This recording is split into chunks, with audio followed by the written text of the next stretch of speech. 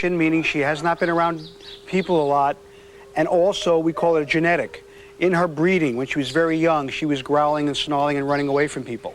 Now, a lot of people look at a dog like this because she looks so sweet, and that's where seeing is not necessarily believing. She looks wonderful and she looks happy, she looks a little shy. But when I go near her, you're going to see a whole different personality change. And what I'm going to try to do is, after you see the personality change, show you some reconditioning solutions. Let me just show you what happens when I go near her. Come here, honey.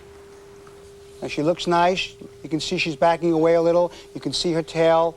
You can see she's going back to the end of the run. Come on, honey.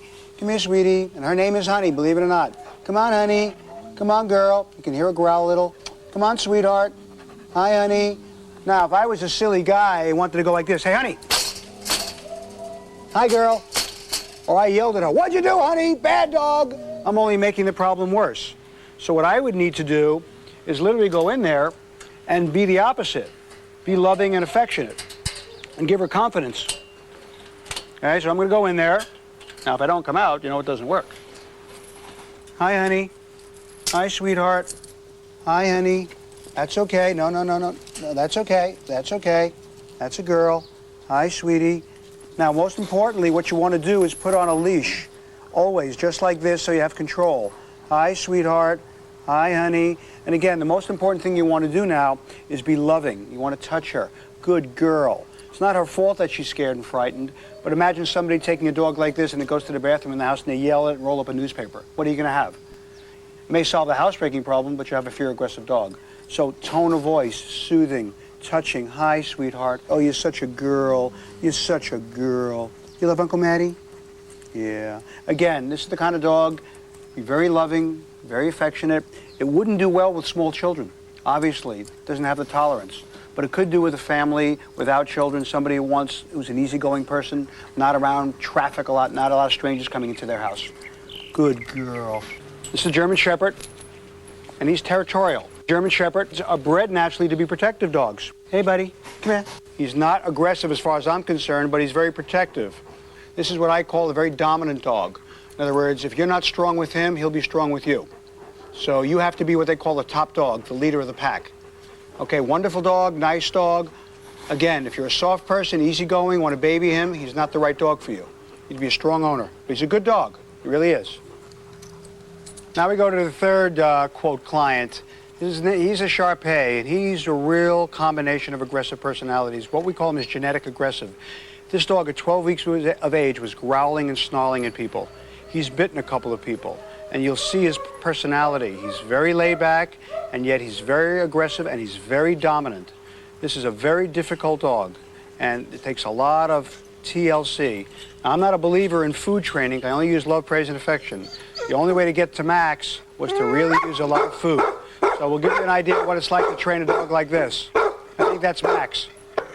Now, if I would try to hit him or yell at him or use any kind of negative force, which I'm going to show you, which is the wrong thing to do, watch his reaction.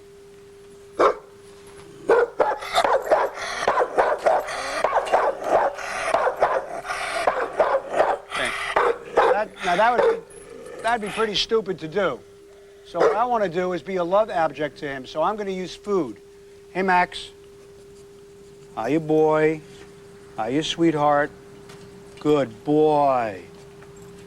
Good boy. Here, sweetie pie. Hi, honey. Oh, I'm sorry, Maxie. You lost it. Here, buddy. Now, obviously, he feels much better with food, and that's a way, it's a source of survival. As far as he's concerned, I'm now his daddy, so I have to take care of him. So I'm going to even go in the run now and see how he does with that. Now, this is a dog that came in. This is a dog that came in, and it took us 3 weeks just to accomplish this one goal, is to get him to come up. Stay. Good boy, Max. Good boy. Good boy. Maddie's proud. Good boy. Maddie's proud, Max. Again, I'm always a perfection. Sit. Sit. Oh, Max. Maddie's proud.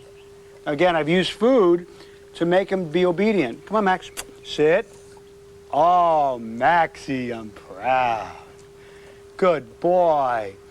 Now, eventually, I should be able to lift my hands up. Sit. Sit. Good boy. Oh, Maddie's proud, Maxie. Now, again, it took me 3 weeks just to be able to get him to even trust me a little. I'm going to close the door. Now you can think, well, boy, I solved this problem. This was easy. It's all over. Come on and join me. Let me show you what happens when I try to go grab him again without the food. Hey, Max. Hi.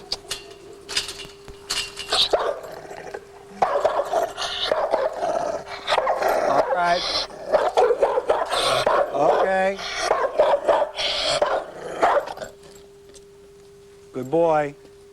So obviously, just because you work with this problem, you don't cure it right away, you control it. So you have to be careful with a dog like this. This is a situation where it's very limited. This dog has never growled or tried to bite the owner, ever. But it has growled and tried to bite everybody else. So this dog can be saved with a lot of training, a lot of patience, and a lot of owner cooperation. Oh, by the way, I just want to make sure you know one thing. If you remember Max's tail was wagging back and forth. Sometimes it's happiness and sometimes it's aggression. So don't be confused when you say, gee, his tail was wagging, he must be okay. And I want to recap very briefly. There are a lot of dogs out there. I think 54 million dogs as we speak in the United States of America. 50 million are wonderful. 3 to 4 million have some problems. 95% of those dogs can be saved either by education on your part, lack of punishment on your part, understanding why your dog is aggressive, understanding the signs of aggressive behavior. If you have a shy dog, don't yell at him. He'll become more shy and eventually aggressive. If he's growling over his food at a young age, don't ignore it and say, oh, well, I would growl if somebody took my food as well. If your kids are pulling on the dog and he's growling, stop your children from pulling on the dog. Remember, some dogs have bad pain tolerance. If you want your dog to be protective, don't confuse that with aggressiveness. If he's growling at a stranger, that's one thing. If he's growling at your next door neighbor, don't encourage that. So remember, if you don't prevent it now, you're going to pay for it later. But they're all wonderful dogs. Some people have problems, some dogs have problems. What I'm going to show you, which is very important, is how to actually give your dog a personality test to see if your dog is aggressive or not. As you see behind me, we have a little poodle. His name is Truman. And this couple came over here, and I've never met the dog, so I'm going to do what they call a personality evaluation.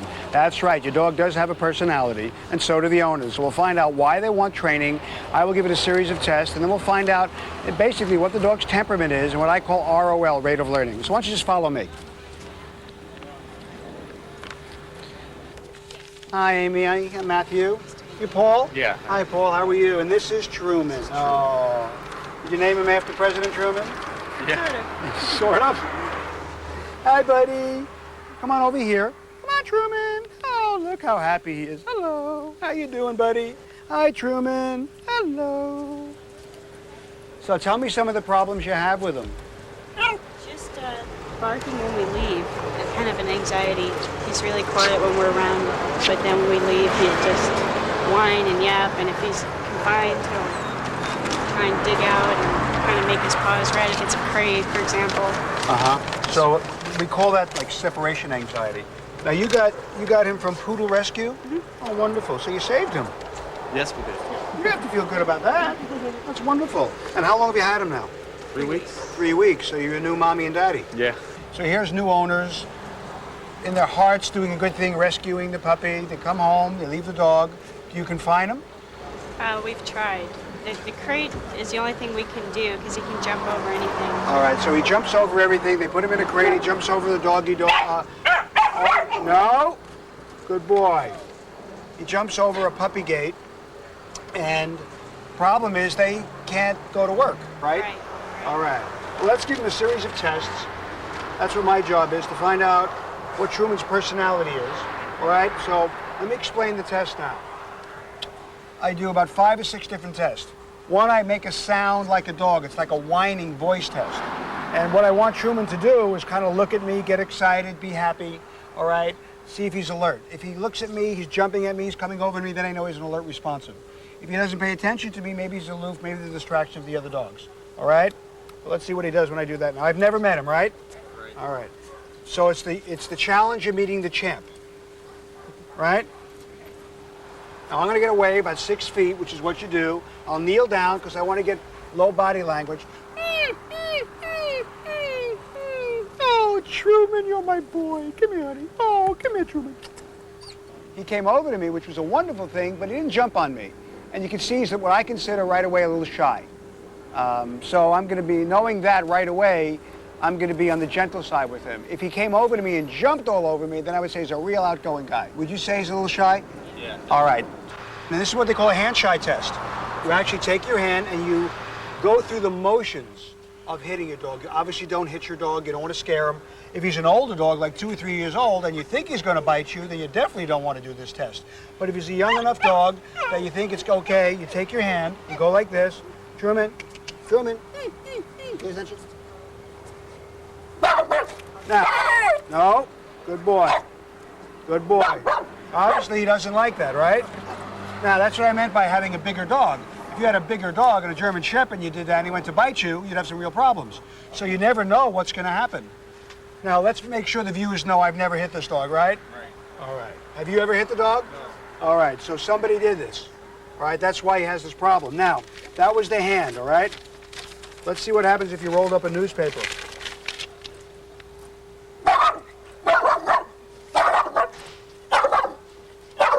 Now you see what happened. Okay, I'm sorry. Uncle Matty knows. Uncle Matty knows. Now, okay, I understand. I'll never do it again. I promise. I promise. Now, what he's kind of telling you and telling, no, good boy.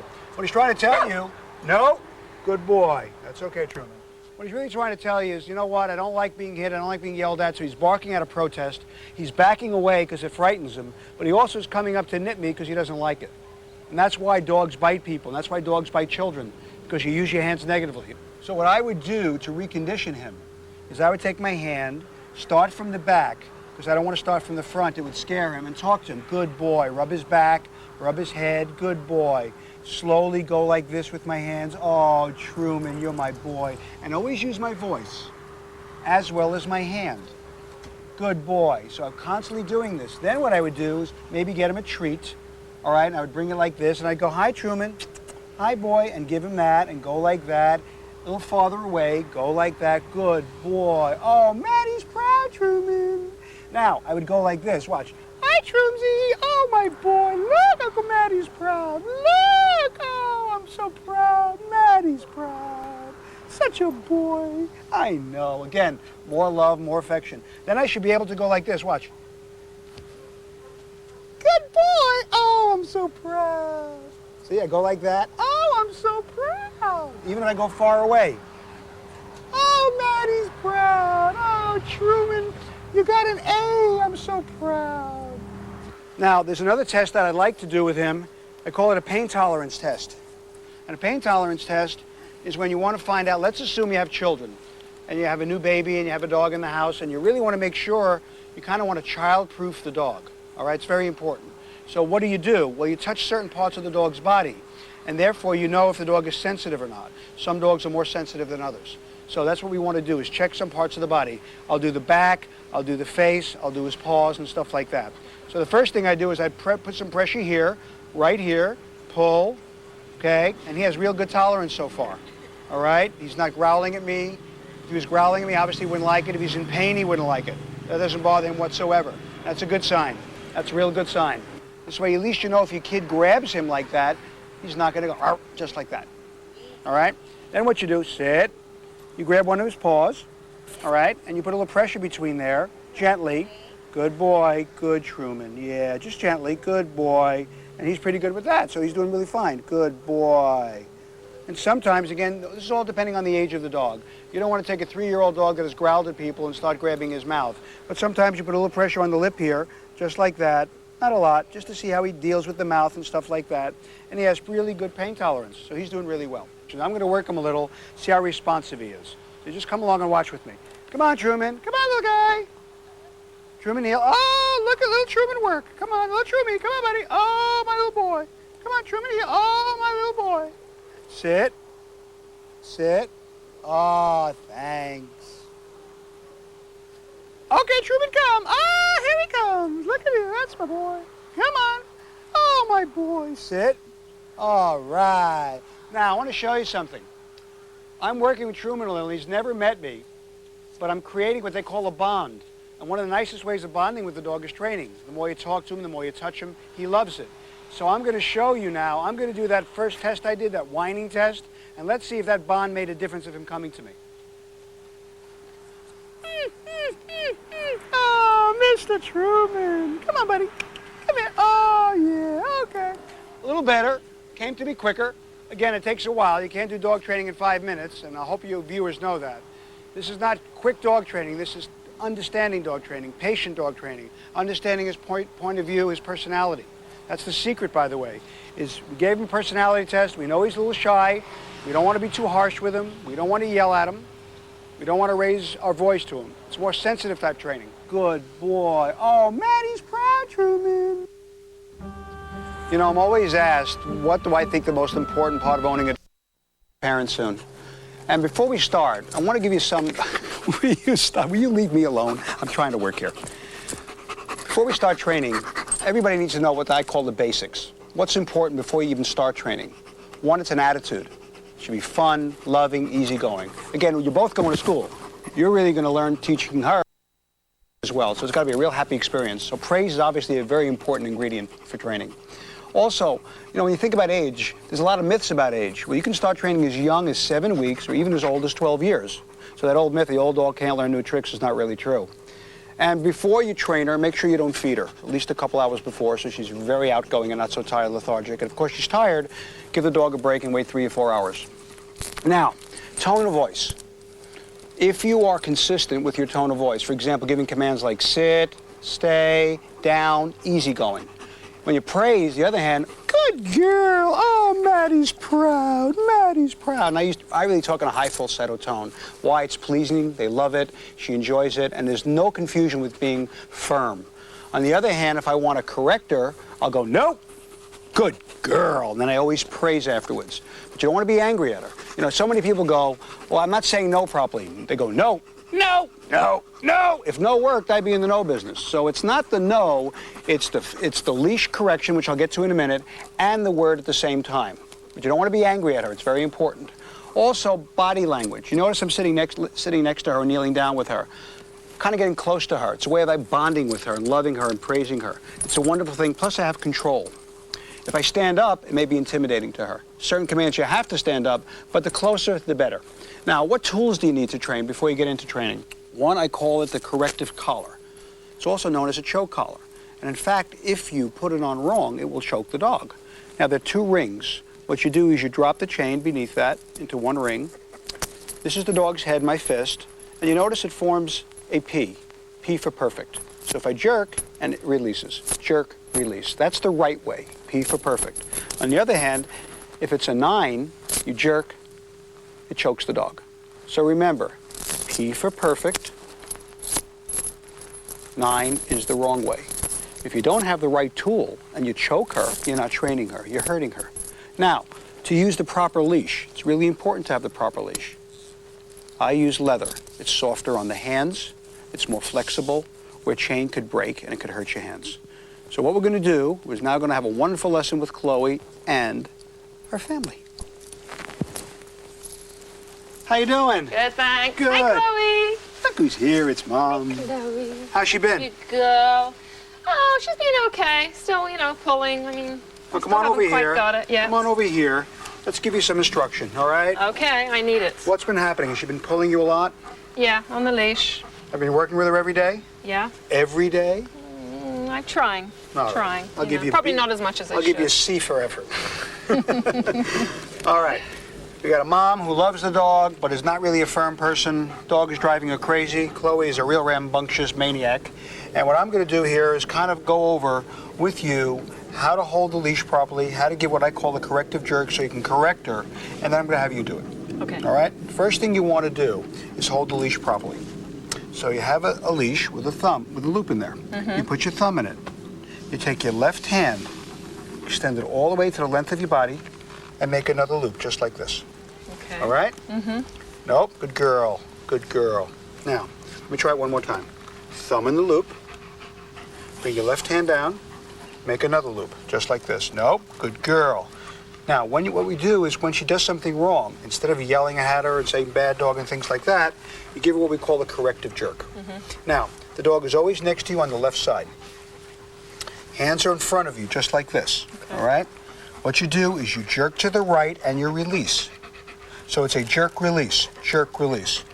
If you do it properly, Susan, and if you do it properly with your dog, the dog's front feet are not going to move. Now, I want you to watch your front feet, Susan. When I jerk and release, they don't move.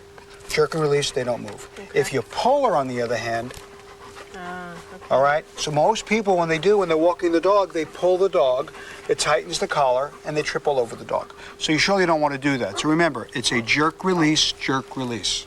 Now, if you have the leash too short, Susan, you're going to choke her, okay?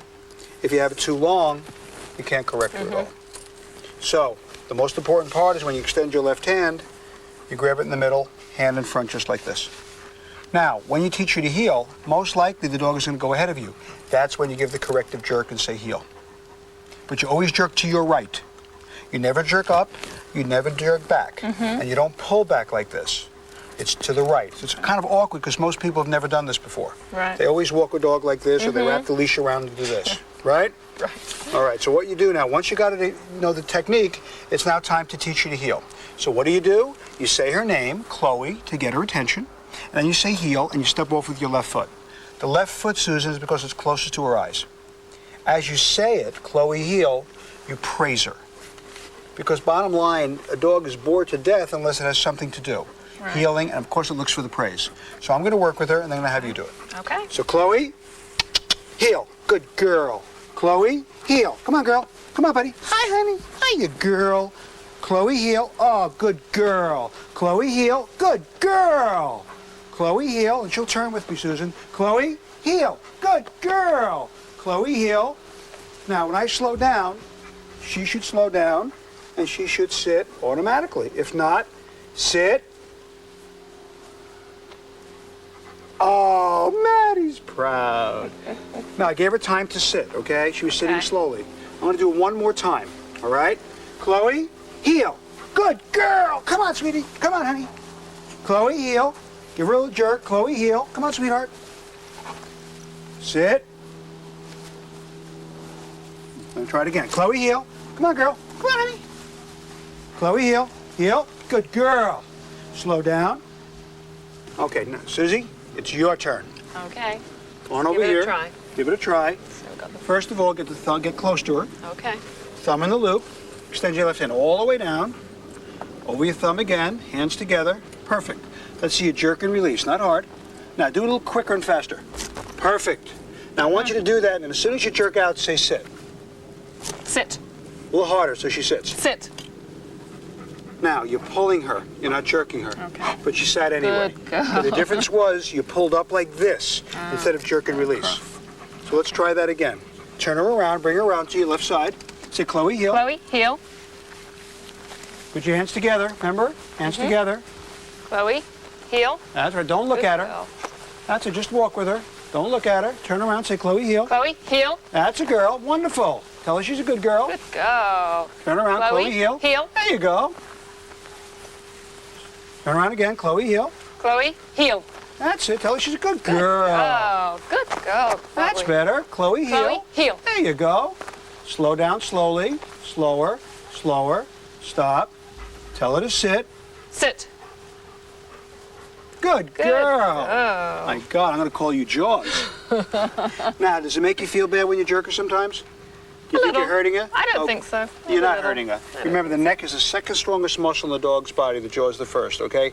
The thing you could do is keep doing this all the time. That annoys her, but it doesn't really hurt her. Now, what you have to learn how to do is let this feed this leash. You know how sometimes it gets taut, it's tight? You have to learn to let it slack out. When she's walking. Yes.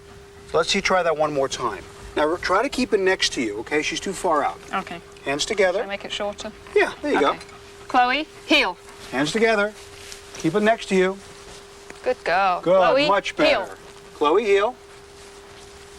Tell her she's a good girl. Good girl. Chloe, heel. Don't look at her. You should not even have to pay attention to her. Chloe, That's wonderful. Wonderful. heel. Good Slow down. girl. Slower, slower, slower. Stop. Just tell her to sit first. Sit. Firmer. Good girl. Give her a lot of praise. Good girl. Now, the formula for training, Susan, is command, heel. If she does it, good girl, right? Command sit. If she does it, good girl. If she doesn't do it, that's when you give the corrective jerk. So if she wasn't heeling, heel. Then as soon as she does it, what do? You praise her. So the formula is command. If she does it right, you don't have to correct her. If she doesn't do it, you give her correction, and then you praise her. Is she better than she was last week? Oh, yes. All right. Now, I think the problem that you've been having is that you haven't been affectionate enough with her, and it's very awkward the first time. It's getting used to the leash and things like that. Yeah. All right? So let me show me the corrective jerk once. Don't do it hard. Just do it gently. And release it. Now, you notice her head came to you? Because you didn't release it. Just do it quick. Do quick. Jerk release. That's better. You see your head stay there? Okay. Now, I want you to do it not as hard. Just do it quick. That's right. Do it again quick. Now, just pull her and see what happens. All right? So you see the difference? So the problem is you. The dog is fine. Oh. We'll send you to I dog don't know. school. Well, it's not that bad. Along with the kids. All right, now what we're going to do, we have a 5-pound Maltese, which has got this little thing, and we're going to teach her down over there, and then we're going to teach Chloe down. And the difference is that you have a 5-pound dog and a 90-pound dog, and there really is a difference. So I'm going to show everybody how to take a dog who's 5 pounds and teach it down, and how to take Chloe, who's about 90 pounds, and teach it down. So come on. Well, here we are. Here's a little Tiff, 5-pound little devil. Hi, Annie. Now, most people think, why would you teach a little dog like this down? He's so little. But obviously, you can't carry him all the time. And again, if you do that, you're going to spoil the dog. You know, who couldn't spoil this little girl anyway? But every dog needs to be trained, whether it's 50 pounds, 100 pounds, or 5 pounds. But the difference is different types of training. Where a small dog like this, you wouldn't want to use force. You wouldn't want to push her down. You wouldn't want to use a technique like that, okay? What you do, we call it the paw technique. And we take her little front paws. I put my finger, come here, honey. And you go down. Good girl. Let me show you that again. Pick her up, put her in the sit position. You take your right hand. You basically put your forefinger in between her paws. Come on, sweetheart. Hold them out. Down. And you say the command down, just like that. It's not down. It sounds like you're yelling it. So you elongate the down. So it's down. Again, this is what we're doing, is we're showing the dog what we're doing. We're placing the dog in the down position. It's one of the hardest commands in dog training, is to teach the dog the down. Most people get very frustrated. They go down, down, and they force the dog down. So let me show you one more time. Dog is always in the sit position. Take your left hand, forefinger in between the toes, and again, in between the paws here, so that you don't put pressure there. And you pick them up and you go down. Good girl. Now, if you repeat this maybe 20 times a day for the next week or two, she'll start to go down. And it's a very simple, easy technique. Again, this is good for small dogs, even shy dogs. It's not going to be good for a big dog because you're not going to be able to lift his front paws up. Down. Oh, my girl. I'm so proud. All right, let's teach the big guy down. Come on, sweetie. Now, Susan, you remember when I was working on Tiffany? Sit. Good boy, Chloe. And with Tiffany, I was using what they call the paw technique. Because she was so little, I would just take her front paws and pull it out. Now, with a guy like this, I'd have to be the strongest man in the world, right? Tough. So there's a couple of different methods of teaching the down. The one I like is called the pressure technique. Because it's such a big dog, and Susan's not a big person, so it's really going to be a battle. So what you don't want to do is battle. So what I like to do is called the pressure technique. I take my left hand, because the leash is in the right hand. Remember how I showed you to hold the dog? You put your left hand by her shoulder blades, just like this. There's a little indentation there, okay? And what you're going to do is you're going to press down and pull and push her down and say down at the same time. So it looks like this. Down. Down. Good girl. Maddie's proud. Oh, Maddie's proud. Come on, Chloe. Show you again. Sit. Left hand by her shoulder blades. All right. Put a little pressure, and as you put the pressure, you force her down, you say down. It's an elongated down. It's like down. It's not down. Okay. So it's down. Good girl. So every time I praise her, it's a lot of affection. Good girl. High tone. Good girl. Let me hear you say good girl. Good girl. Good girl. I sound higher than you. You do. Maybe that's a problem, high right? Voice. Now, left hand again on the shoulder blades. Leash is short, so you have control. Remember, if she gets up, you have no control this way, so you want to keep her in place. Left hand, and as you do that, you can even actually lower your body with her. So watch, down, good girl. Oh, I'm so proud. Come on, up, come on. Oh, come on, you move. Oh, come on, you little girl. Come on, Chloe, heel. That's a girl. Now see how the heel works? Sit, good girl. All right, one more time I'm gonna do it, okay? Ready? Down. Good girl. Come on, let's give her a big, oh, she's such a girl. Chloe. She's such a Chloe. You're such a Chloe. Give me a honey bunch. Chloe, heel. Chloe, heel. Come on, sweetheart. Chloe, heel. Sit. Now, if you do it, eventually you don't need the pressure. It's just down. Okay. Good Good girl. Want to try it one time, quick? Come over here. Remember, hold the leash in the left hand. Like I showed you, same way, remember? No. I'm sorry, the right hand. Yes. Same way, thumb in the loop, stretch it all out. That's great. Okay. Make it even shorter now. Really short, even shorter. So you really want control. Oh, I That's see. right. Okay. Left hand by your shoulder blades. Okay. Now you're going to put a little squeeze in, and you're going to say down. Down. Go ahead. Down. Oh, Good girl. Good girl. Remember, down is a simple command. Takes a lot of knowledge and patience, but this technique works perfectly for this dog. Say if he was a small dog, that technique worked perfectly. So remember, big dog, small dog, choose the right technique. You ready? Okay. Let me see you make her heel and walk out of there. Chloe, heel. Wonderful. Good girl. Great. Good girl. Hi, we're at the home of Dr. Myers and Toby. This is Dr. Myers and this is No. If you say, Toby, no, Toby, what did you do? Toby, bad dog. And then, of course, say, Toby, come. Why should the dog come to you? He's not going to trust you. You never want to get angry at the dog when he does something wrong and say, Toby, get over here. What did you do, bad dog? You're defeating the whole purpose. Toby won't come to you. So what we're going to try to do today is teach Toby to come, show you, demonstrate how it should look, and then, of course, work with Dr. Myers, and that will really find out, does it really work or not. All right? Here we go. Come on, Toby. Come on, sweetheart. Sit. When you're teaching come, you want to be at least 3 to 6 feet away, and always with the leash and collar. That's the secret. You don't want to try to do this without control. If you don't have the leash and collar, you tell the dog to come and it runs away, what do? You're never going to beat the dog. You're never going to chase him and catch him. So always the right tool. Now, the command you want to say is, okay, Toby, come. And the reason you say okay first, because it's a positive thing. As you say, okay, Toby, come, you give the dog a little tug and have him come to you. And then he will come to you, and what I like to do is have him come to my left side. So it's, okay, Toby, come. Come on, honey, come on, honey, come on, honey. Oh, good girl, good girl. Again, a lot of praise, a lot of affection. I'm going to show this to you again because this is something you need to really practice. Come on, Toby. Come on, sweetheart. Over here. That's my girl. Sit. Good girl. Stay.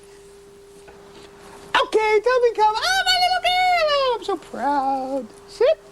Oh, man, he's so proud. You're such a girl.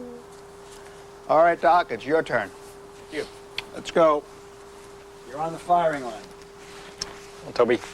Good girl. Good girl. Toby, sit. Good girl. Stay. Toby, stay. Toby, stay. A lot of affection now. Okay, Toby, come. Good girl. Good girl. Toby, come. There you Good go. girl. Oh, good girl. Toby, sit. Good girl. Oh, All right. That was great. Oh, Dad. Good doggy. I will give you a diploma. Thank you. There you go. That's the secret. Good doggy.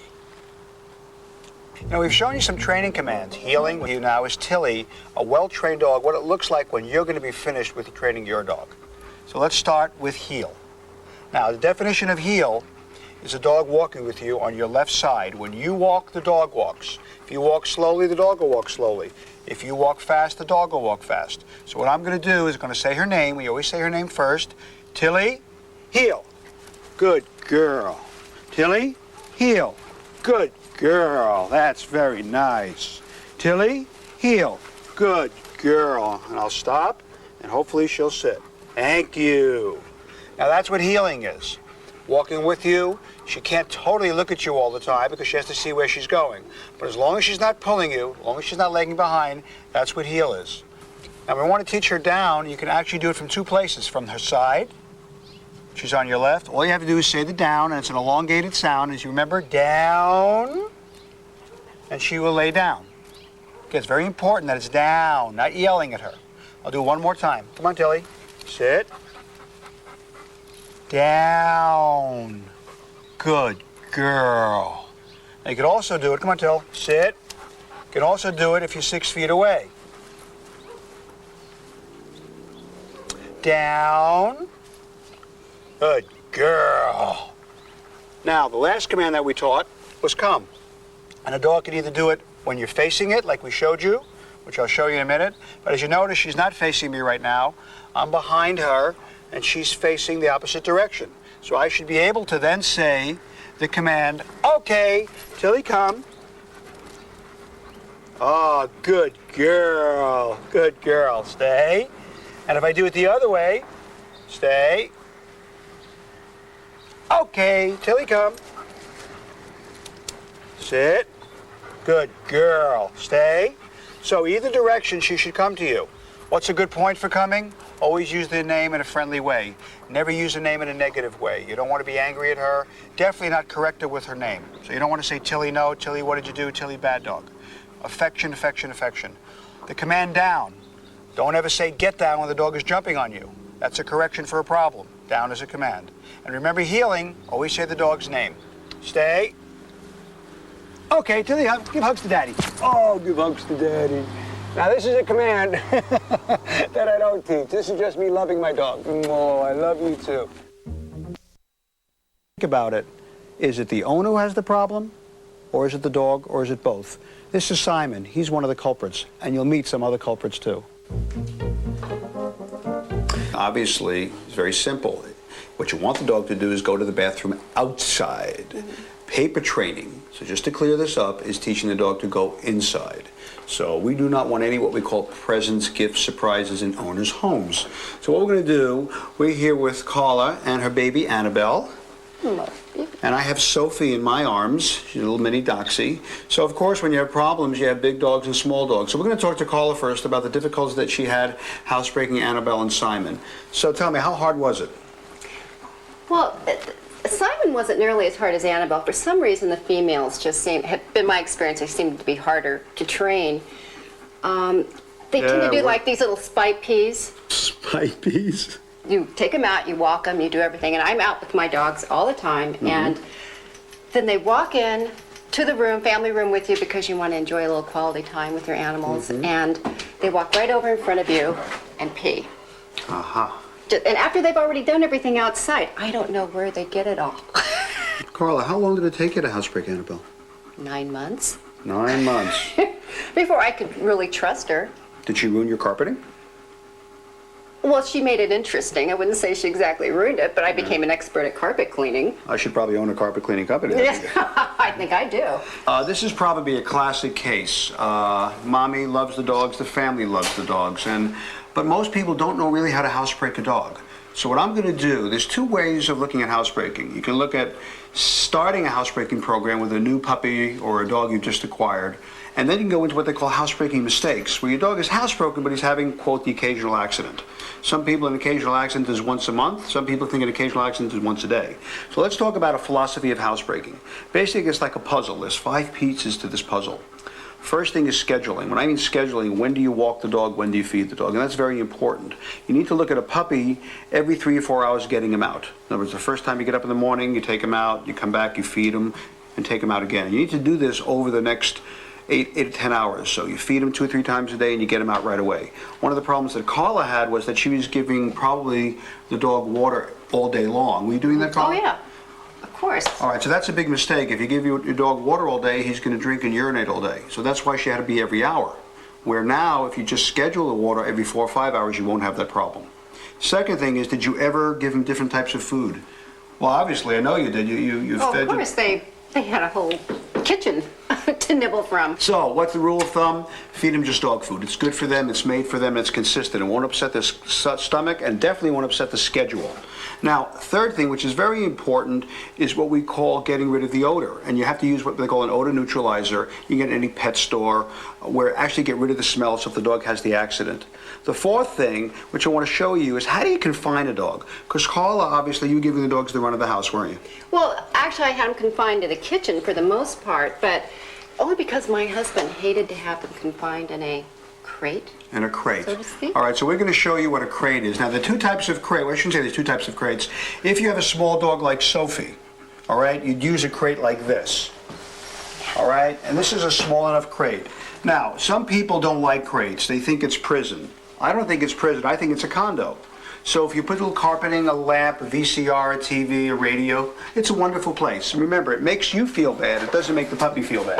Well, now what you do is you have a big crate for a dog like Annabelle, and obviously it needs a lot of room. So here we have this big wide crate where she can stay in there, and at least every 4 or 5 hours she's fine. So every time she gets out of there, you take her out for a walk. This is her denning instinct. This is where she feels like she'll sleep and eat and not want to mess in the crate. Now let's assume you don't like the crate, all right? You don't have room, you live in a place where you can't. Then we have behind me a puppy gate. And the nice thing about a puppy gate, it keeps the dog confined, the dog can see out so it doesn't feel trapped. And this is another wonderful addition to housebreaking. But at some point, you're going to have to do some type of confinement. You either use a puppy gate or you use a crate. Now, probably the single most important thing is how do you correct your dog when you catch him in the act? Well, most people, if they don't catch the dog, they see the mess, they go, "What did you do? Bad dog, shame." The dog looks at them and says, "I just went to the bathroom. Why are you asking me what I did?" Makes no sense, right? So, unless you catch a dog in the act, you cannot correct him. So you have to be brave about it, go and clean it up and say to yourself, go back, what didn't I do? But if you do catch the dog in the act, you just say no, like, nope. It will stop, take it right outside, and when it finishes, praise it. If you yell too much, the dog will probably urinate more and get more frightened. All right, so remember, correction, not punishment. If you do all these 5 pieces of the puzzle, scheduling, diet, getting rid of the odor, proper correction, and confinement, you'll have a beautifully housebroken dog. Now, let's talk about accidents, all right? Every dog. Has Annabelle ever had accidents? Yes. Sometimes. Yes. Sometimes. Now, there's only 3 kind of accidents you can have. You can have number 1, which we all know what that is. You can have number 2, or you can have number 3, which is like a combo of number 1 and number 2.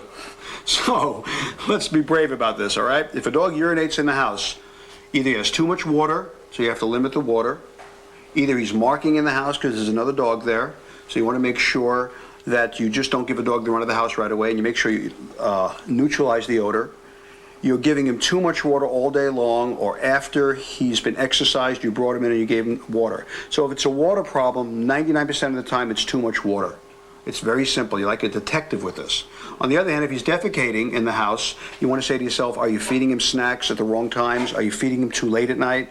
You should feed a dog no later than 5:30, 6 o'clock at night, because it takes 6 to 8 hours for the food to pass through. So if you feed him like 8 o'clock at 9 o'clock at night, in the middle of the night, he's going to go to the bathroom. Also, if you feed him snacks in between, it's going to cause him to go to the bathroom. And if he's going both 1 and 2, then you probably don't have a housebroken dog, so it's not an accident. You better start over again. So think of housebreaking. It could take just like that, 3 days to a week. It's no big deal. It's really a dog problem, but honestly, it's a people problem.